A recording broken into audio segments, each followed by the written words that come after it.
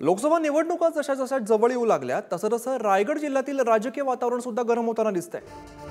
उद्धव ठाकरे गटाचे नेते आणि लोकसभेचे उमेदवार आनंद गीते यांनी राष्ट्रवादीचे प्रदेशाध्यक्ष खासदार सुनील तटकरे यांच्यावरती जोरदार हल्ला चढवलेला आहे। सुनील तटकरे म्हणजे विश्वासघातकी माणूस। बॅरिस्टर अंतुलेन पासून शेकापसह ज्यांनी त्यांच्या घरामध्ये सर्व राजकीय ऐश्वर्य दिलं त्या शरद पवार यांचा देखील त्यांनी विश्वासघात केला। असा विश्वासघाती माणसाला रायगडची जनता निवडणुकीत धडा शिकवेल अशा शब्दांमध्ये टीका केलेली आहे। आनंद गीतेंच्या टीकेवरती खासदार सुनील तटकरे यांनी सुद्धा प्रत्युत्तर दिलेलं आहे।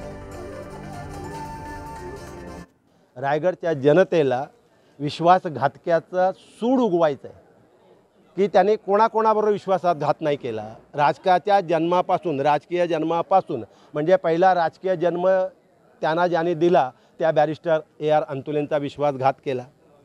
ज्यांचं राजकारण संपत आलं होतं, रायगडमधून हद्दपार व्हायची वेळ आली होती, त्या हद्दपारीतून ज्या शेका पक्षानं वाचवलं त्या जयंत पाटलांचा विश्वासघात केला।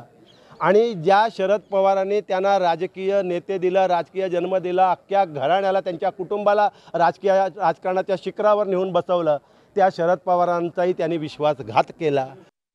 माझा अनुभव काय त्यांच्यापेक्षा कमी असं काय मानण्याचं काही कारण नाही। शब्दप्रयोग कुणी कोणाच्याबद्दल काय करावे हा प्रत्येकाचा भाग आहे। याच आनंद गीतेंनी शरद पवार साहेबांवरती टीका करत असताना पाठीत खंजीत बसणारे नेते म्हणून त्यांनी बोलले होते। त्यावेळेला राज्यात उद्धव ठाकरे मुख्यमंत्री शरद पवार साहेबांच्या आशीर्वादातून बसले होते।